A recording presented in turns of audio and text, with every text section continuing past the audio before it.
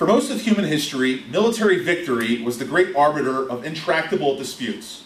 If we move back to the American Civil War, it came to an end at Appomattox Courthouse in 1865 when the northern-southern divide was over. The Confederate Army was surrounded. Sherman had marched through the south of the United States, had burned village after village, going all the way to the sea, and we saw that over 750,000 lives were lost over 4 years. And those losses came to be signed between General Grant, who was the head of the Union Army of the United States, and General Lee, who was the head of the Army of Virginia, that would end up being the Confederate side, signing a piece of paper in a courthouse ending the American Civil War. The war was over. There was no longer any fights. There was no longer any organized uprisings. Yes, there was Jim Crow. Yes, there was Reconstruction. But we see that in 1865, General Grant coined the term unconditional surrender. The other side's military, but also its society, gave up its conflict, its will to use violence to achieve political means. In World War II, we saw the same thing. Both the Japanese and the Germans unconditionally surrendered to the Allies. Horrible, horrible instances from 33 until 45 in the German context and 30 to 45 in the Japanese context. Ended only when 2 nuclear bombs went off and a European capital that was known for its culture before the war was razed. Now to only be known for the madman that held under a bunker and eventually killing himself, which led to the German capitulation. In 1975, we saw the fall of Saigon, 2 years after the Americans pulled out of Vietnam. And after 1975, the United States did not pursue another invasion of Vietnam. They didn't try to offset Ho Chi Minh and his Vietnamese Communist Party members. In fact, only 13 years later, they signed not just a peace agreement, but a trade agreement. Wars end when one side loses. They do not end when negotiations take place by a neutral arbiter who's trying to find a third-party perspective on creating a win-win solution. Wars end with a win-lose solution. And that is the framework that I would like you to think about when we're talking about Syria. And we're talking about Iraq, we're talking about Egypt, Israel, Lebanon. There will be no peaceful solution or end to the Syrian civil war until one side loses. And unfortunately, that means 3 things. The first, we have to know who we're fighting. Because right now, the enemy is undefined. And by we, I'm talking about Western liberal democracies. Number 2, there has to be a solution for the enemy to be able to recover and become a partner for peace rather than an oppressee. And 3, there has to be an exit strategy for the victorious forces going forward after the war is over, after there has been a plan to resuscitate the population and to remove yourself from the ground as not to cause more consternation and conflict. So how can I forecast freedom in the Middle East when we don't have any of these 3 things? Who is the enemy? What is our plan for defeating them? And how do we exit the theater of operations once we've won? I'll try to define that. Minority communities in Iraq and Syria have been suffering genocide, torture, female genital mutilation, untold atrocities unseen since the Hutus and the Tutsis in '94 in Rwanda, maybe since the Balkan ethnic cleansing that took place in the early 90s through '99, maybe unseen since the Cambodian Khmer Rouge, or even the horrors of the Holocaust. Why has the West's response to the genocide of Yazidis, Turkmen, Kurds, the Sinjar province massacre that took place only a few years ago, all perpetrated by ISIS, been one of airstrikes rather than one of troops on the ground? The rationale from President Barack Obama has been that we do not want to repeat the mistakes of the Bush administration of committing hundreds of thousands of coalition troops to fight ISIS. He says, ISIS is not Islamic. ISIS is not an enemy that we can see. It is an idea. It is one that has to be defeated by the individuals that it is going after on the ground, not by Americans or our coalition partners. If the Americans go in, will become the enemy and will repeat the failure of what happened with Saddam Hussein. Other Western leaders were singing the same tune until about 5 months ago, 6 months ago now, when the Paris attack took place. The Bataclan massacre. ISIS terrorists, for the first time, striking at the heart of Paris, France. A country that had been largely untouched by Islamist violence since the 2001 9/11 terror attacks. Brussels, only a few weeks ago. But if we look at the time period between 2001 and 2014, or 2015 with Charlie Hebdo, we see that there was other European capitals also struck by terror. There was the Madrid train attacks that took place. There was the 7/7 bombings in London. There was the killing of Theo van Gogh in the Netherlands. Other incidents happened as well. But for the first time, Islamist terror in its newest form, that of ISIS, hit continental Europe, and you would have expected, as I said before, European leaders' tones to change. Prime Minister of France said, this is no longer something that we can question, we are now at war. The Interior Minister of Belgium saying, we saw individuals dancing on the streets after the airport was blown up. But they never say who these individuals are. And I will not tell you that it is Muslims, but it is not just Muslims. These are Islamists. These are individuals that either through the use of democratic means or violence seem or seek to impose their own wicked ideology on the West, or in the case of ISIS Major, we'll define them as ISIS Major and ISIS Minor, those who encourage hijrah, or the return of Muslims to the caliphate, which they define as the area between Lebanon and in the far east, the Iraqi border, with their eventual aim to have control over all of the old caliphate, which was from Morocco all the way to India, arguing that it is now time for Muslims not to just wage war in the West, which was Al-Qaeda's ideology, but to wage war where Islam started. In fact, an ISIS preacher was asked on an internet forum, how come you have not prioritized the conquest of Palestine within your religious dictates? And his response, why should we go after Palestine when everywhere else is fair game and an easier enemy? Don't worry, the Jews, they have it coming to them. But they're not on the top of our priority list.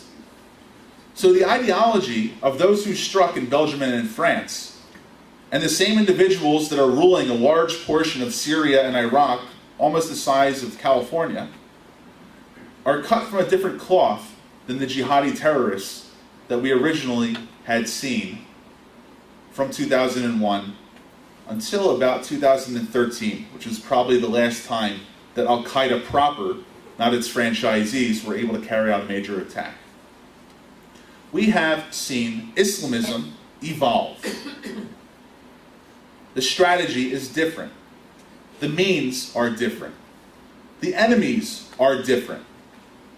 We see now a new form of individuals co-opting Islam, and not saying that it is Islamic or that it is not Islamic, but they are saying that they are the true heirs of the caliphate that started in the early 600s under Muhammad. So how do we deal with this enemy? How do we define them? How do we beat them? How do we go back to my original three questions? Who is the enemy?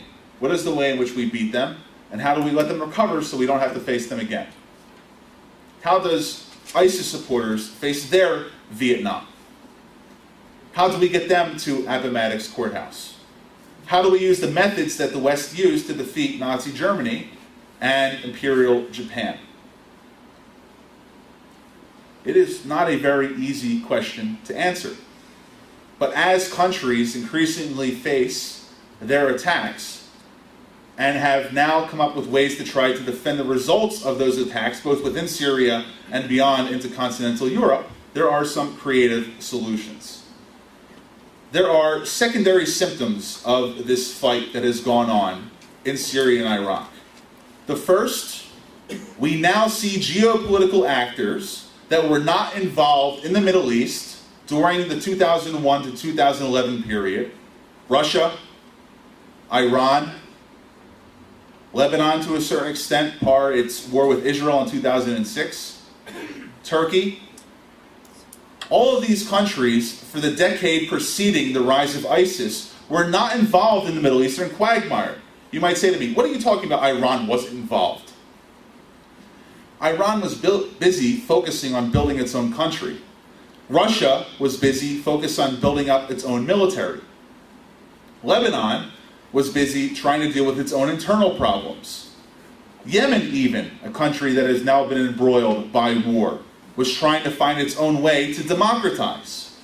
And while Western countries focused on Iraq, the Israeli-Palestinian conflict, and to a lesser extent, North Africa, we saw our traditional enemies from the 80s and 90s getting ready for a new round of war. And all it took was ISIS to come up from the well of hatred that was stirring after America left Iraq in 2008 and 2009 to activate the button that made old geopolitical conflicts greater. And one of the things that people don't realize is that ISIS has been used as the fulcrum to invite the Cold War back to the Middle East. When Vladimir Putin says we must work with our coalition partners, the United States, to beat this Islamist entity, how did we get to a point where the United States and Europe is now relying on Russia to fight its wars for it in Syria, which is a traditional French satellite country? The second result of the quagmire with ISIS in Syria is the refugee problem. Immigrants, whatever you want to call it, making their way from the Turkish border, not just Syrians, but also Afghans, Iraqis, and Iranians. We see them making their way through Gaziantep, one of the traditional border crossings that is kind of still available on the Turkish border, or through Lebanon, going to the Turkish western border, making their way to the Isle of Lesbos, across the Aegean Sea, into Greece, making their way up through Greece, into Serbia or Macedonia, Croatia, Slovenia, Slovakia, and eventually doing one of three things. Either ending up in a Western European country that welcomes them, either being turned back to go back to Turkey to a refugee camp, or maybe they get lucky enough to get onto a plane and to arrive in the United States, Canada, or another friendly third country. Ask if they belong in Saudi Arabia, or Qatar, or the United Arab Emirates. No, God forbid we would accept these people. We have nothing to do with them. Syria was a French entity prior to its independence. The French need to deserve them. And when they come to our borders, or to your borders, or wherever else it is, what is the expectation of Western liberal governments when it comes to helping solve a refugee crisis? We had a great conversation in the car with Jack. In '56, it was Hungary. In the '70s, it was the Vietnamese boat people. In the '80s, it was something very familiar to us, Soviet Jewry. In the '90s, the Balkanization of the ethnic cleansing that took place under Slobodan Milosevic led to high rates of Croats and Bosnians and Serbs coming to our shores. Even in the 2000s, we saw Latin American emigres coming from South America to our borders. But the Syrian and Afghani and Iraqi, and let's just say Muslim refugee issue, is one very different from any of those other population waves. Not because they were forced from their homes, many other refugee communities have been.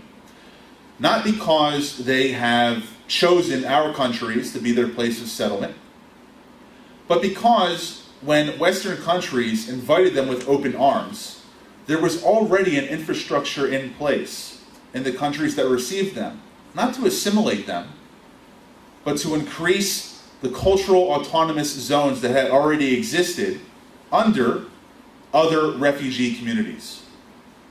What is he talking about? Molenbeek, no-go zones in Sweden, in France, the Birmingham, England grooming scandal that took place, if any of you know what I'm referring to. The thing about the Syrian refugee population, let's say Middle Eastern refugee population, I'm specifically talking about Muslims here. I'm not talking about minority communities. Not that there's anything wrong with Syrian refugees. There are widows, there are those who have been tortured, there are orphans. This is not an issue about Muslims. This is an issue about how the West absorbs them into their society and how it selects who actually is invited to get beyond their borders. They did not become French Syrian refugees. They did not become German Syrian citizens. They ended up in Little Damascus, or in the Moroccan case, Little Marrakesh, or in Libya, with the Italian instance, Little Tripoli. The waves of immigrants who are now arriving in Europe are not seeking to become European. They're seeking to maintain their culture that they had in their previous country in their new place of domain of living, or where they now dwell. Yeah. And not that that is an issue per se, but the way that Western countries are adopting to them is saying we have to accommodate their cultural autonomy. They have been shell-shocked by 4 to 5 years of war. We cannot be expecting to absorb them. We must treat them as if though they were still in their own communities with their own cultural norms. And because of that, there has been backlash. On one side, the rise of anti-immigrant parties within Europe that are more nationalist in orientation, that are more anti-immigrant, which some people mean that they think that they're xenophobic. And on the other hand, you have seen that the willful exclusion of these refugee communities trying to make their way in Europe has led to animosity within their own community. I heard of a story that there was a large sporting event that took place here in Toronto, and there were some Syrian refugees who were staying in a hotel, and they had to be moved from one hotel to another. They said, "How could you move us from this 4-star and put us in a 3-star hotel? This is beyond the Canadian standard that we've grown used to, even though we reject all of your democratic norms." The expectation of the refugee populations is that they can still be Syrian within whatever country they reside. They can still maintain their cultural norms wherever it is that they go. Because when a body comes, he comes with all the ideas and ideology that was with him as well. And until Western countries are willing to force the absorption, much like Israel does with its Misrat Klita, its Ministry of Immigrant Absorption, and encourage them to speak the language of the land in which they have landed, there will be further problems. A third result of the Syrian quagmire has been the loss of traditional allies of the United States and Western countries to rely on organizations like NATO and other Western Bloc security apparatuses for support. Why is Saudi Arabia all of a sudden interested in an alliance with Israel? It's because both the Saudis and the Israelis have lost their traditional defense partner, the United States. With the loss of U.S. credibility in the region, we now see the rise of unholy alliances. One almost unthinkable 5 years ago. You see, what the Arab Spring did was it showed U.S. foreign policy's true face of how it would deal with its Arab friends and with its Israeli allies. When we saw in Tunisia the dictator driven away to Saudi Arabia, that was the first litmus test. When we saw in Libya the U.S.'s willingness to go after Gaddafi, we saw that the West was willing to use force to eject Arab autocrats. And when we saw the fall of Mubarak, but even more so, the U.S. support for the Muslim Brotherhood to be an equal actor in Egyptian politics, which led to the election of Mohamed Morsi, we saw the end of the other Arab autocratic regimes' ability to rely on the U.S. as a beacon of stability and support. Probably the last nail in the coffin was when the U.S., not to just Israeli objections, but also its Gulf Arab allies and Saudi objections, agreed to sign the Iran nuclear deal in July of last year. U.S. credibility is a penny stock right now compared to its reliable bonds of where it was only a few years ago. And because of that, I think that there's an opportunity here. One, to address the fourth issue that has been a byproduct of the Syrian civil war. That is the 1400-year-old conflict of Sunni and Shia Islam fighting each other to the death, and its byproducts, the massacres and genocidal actions against Middle Eastern minority groups, which is something that I know we're going to spend some time talking about a little bit. First, let's focus on the Kurds. The Kurds were the big loser when it came to Sykes-Picot and to the Treaty of Paris that ended up ending World War I. Not the Treaty of Paris. Treaty of whatever it was, Versailles, Paris, Versailles. Every Arab monarch and tribal leader was able to send its leaders to Versailles. And so sections of the Middle East, of the fallen Ottoman Empire, started being divvied out. Ibn al-Saud was able to get Saudi Arabia. The Qataris were able to get a modicum of control before the British came back in. Even the Emiratis were able to get the British to rely on them as a protectorate. You saw the king of Iraq rise, the king of Egypt, the king of Jordan, related to the king of Saudi Arabia. Lebanon and its Maronite Christians, and Syria and its also somewhat autocratic rulers. A people that ascended in 4 different areas that we had spoken about: Iranian Kurds, Turkish Kurds, Iraqi Kurds, and Syrian Kurds, didn't have the kind of representation at the Versailles Conference that the other Arab rulers had had. And so began 100 years of oppression of the Kurdish people in these regions. But it didn't just lead to Kurds being treated as second-class citizens, sometimes being gassed at Halabja, like Saddam Hussein did, or maybe getting a semblance of autonomy like it did in its 3 North Iraqi provinces after the Gulf War, with the no-fly zone that was supposed to give protection to Jalal Talabani and Masoud Barzani, the 2 leaders of the 2 competing Kurdish factions. It also led to the internecine conflict in Turkey that took place, claiming over 30,000 lives, with the PKK, the militant group in Turkey that has been fighting not just Erdogan, but also the Republicans, not the Republicans in the American context, Turkish Republicans. It also led to the rise of the socialist YPG and PYD, 2 other factions active in Syria, and also a minor Kurdish independence movement in northwestern Iran. But has anyone ever heard of a Yazidi before the Syria conflict took place? Had you heard of a Turkmen? Yeah. Maybe, okay. They're Turks, they're men. And Turk women. No, but with all these other minority groups that are being oppressed, we forget the fact that Syria was actually created out of 17 different ethnic minorities. The Alawis consisting of 11%, the other groups consisting of about 29%, and the Sunnis consisting of 60%.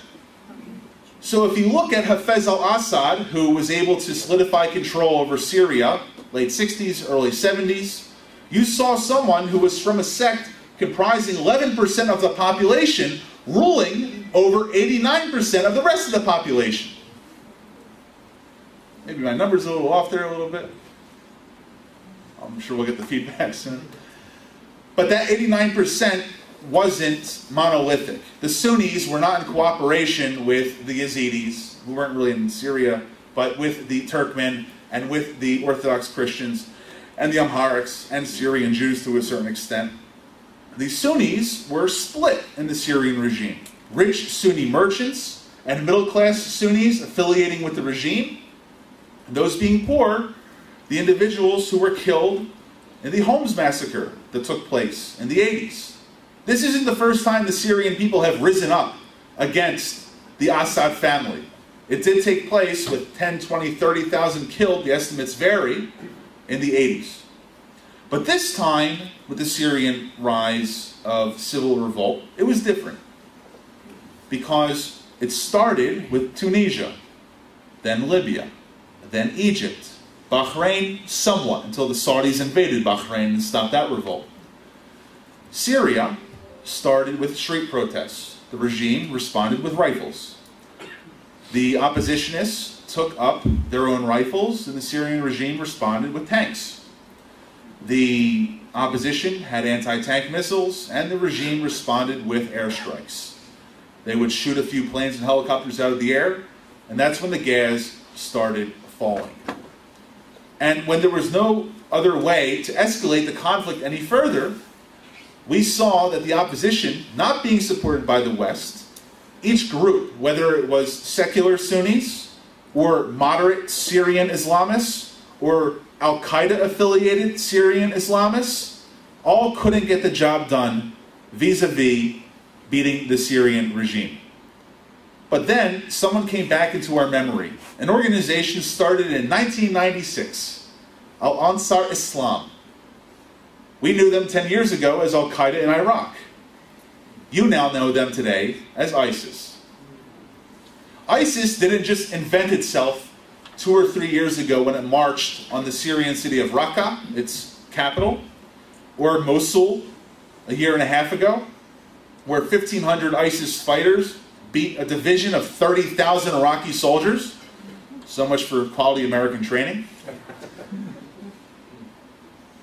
Moving on to Sinjar province in Iraq, and massacring Yazidis, who they call devil worshippers, and not trying to export their brand of ultra-conservative, extremist Sunni Islam, but as I said beforehand, encouraging Hijra, the return of Muslims to the Caliphate, a right of return, if you will.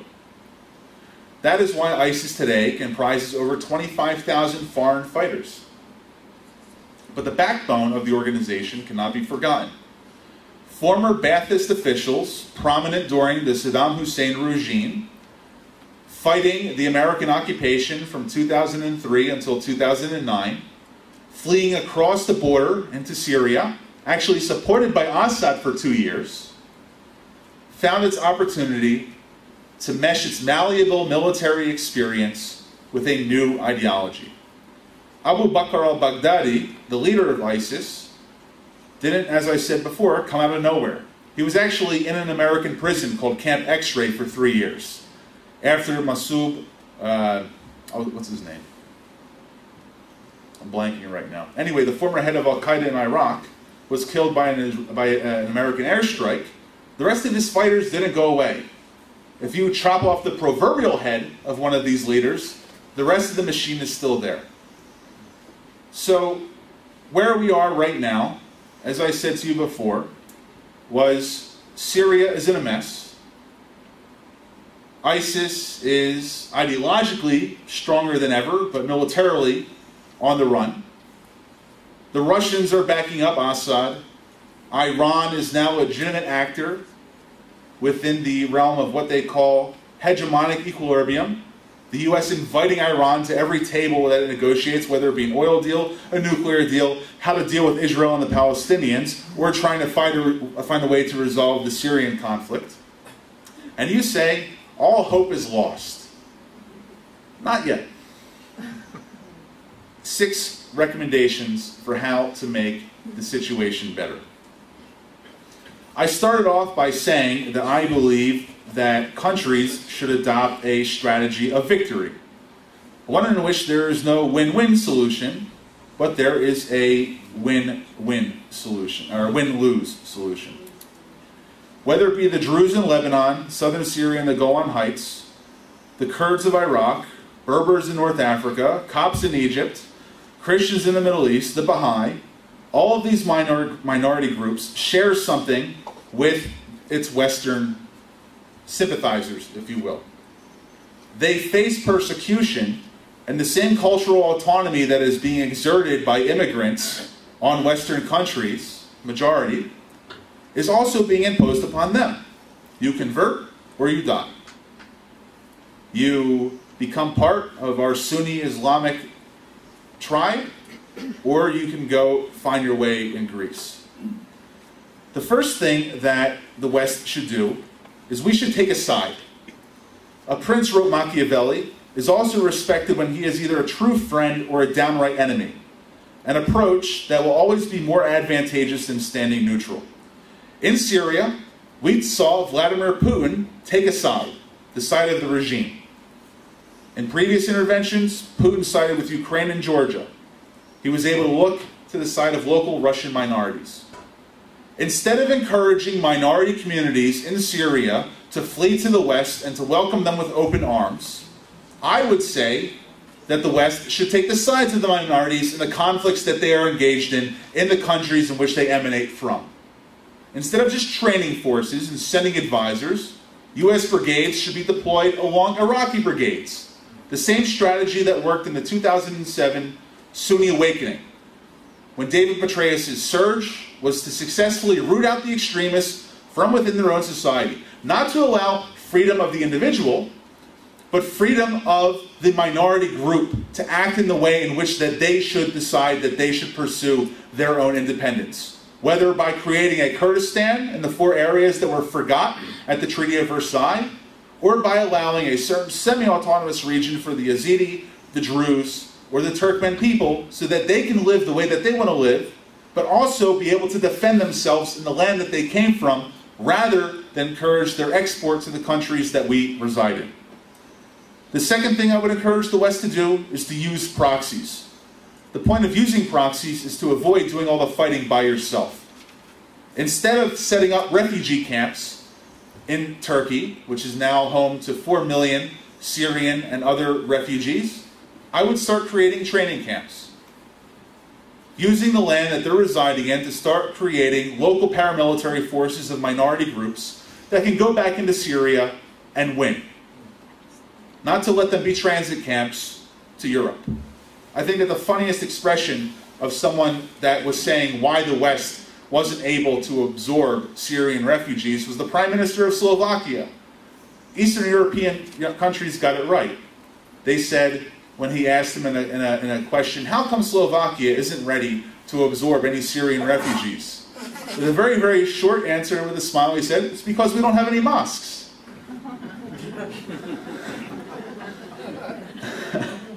By using proxies, you have someone that you're not beholden to after you leave, but a proxy is pointless unless you're willing to support him properly, whether out of moral squeamishness or indifference to the outcome of war.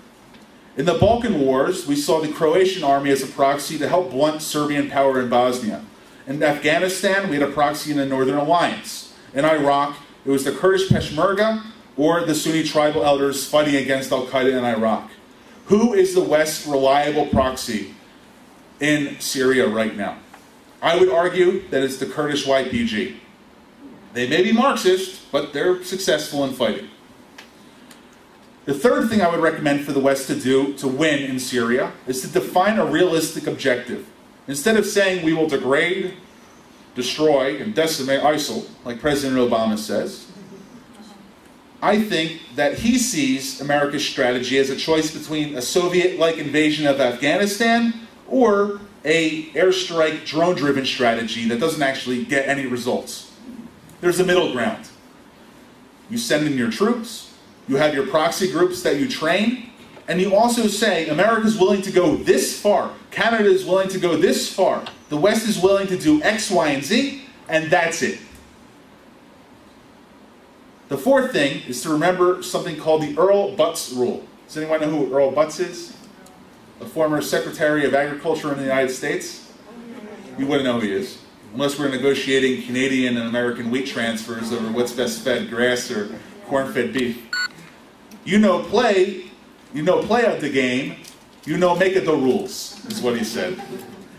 One of the purposes of military intervention is to shape the diplomatic income. One of the purposes of military intervention is to shape the diplomatic outcome, which is why Secretary Kerry is so irrelevant in negotiating an end to the Syrian war. If you don't have military power to back up your diplomatic maneuvers, how can you expect to have any legitimacy at the table whatsoever? The fifth recommendation, and I think the last before I offer my last minute of remarks, is preserve your options. Russia, in 6 months, got more accomplished than what the West tried, with 500,000 people dead after 5 years of trying to insert itself into the Syrian civil war. Russia withdrew from Syria, except from where it hasn't. It maintains an upgraded naval facility in the port of Tartus, along with an air base. It can still deploy Spetsnaz, special forces, anywhere in the country to recover a downed pilot or to take out a head of an Assad oppositionist group. Mr. Putin has made it clear that he's prepared to return forces to Syria at will, and the success of his operation means any return will have popular backing. You go in, you set your objectives, you accomplish them, you set the terms for victory according to what your people believe, and then you get out, being willing to return if you have to. That was an option that the U.S. could have exercised in Iraq or Libya by maintaining a military presence sufficient to suppress insurgents, deter Iranians, and balance competing sectarian interests. The U.S. didn't, and the results are well known. 500,000 Syrians dead. The Iranians, now the most powerful actor in the region, maybe even on par with Israel, and war spiraling downwards with no exit option. So what should the U.S. do in Syria? What should the West do in Syria? Here's the concluding sentence, and then we'll get to the rest. In order to forecast freedom in Syria, the U.S. needs to give up on the idea of the unitary Syrian state, which guarantees a zero-sum struggle for power instead of a division of territorial spoils. Support Kurdish autonomy in northern Syria, backed by a tripwire U.S. force to deter Turkish intervention, and an Alawite state around Latakia, the traditional homeland, backed by Russia, with the proviso that the Assads must go. Destroy ISIS and other Sunni jihadist groups by combining massive U.S. air power and a coalition of Saudi, Egyptian, and Jordanian troops. If that happens, maybe there's a way out of this quagmire, and we can actually forecast not just group freedom, but individual freedoms in Syria and in the Middle East.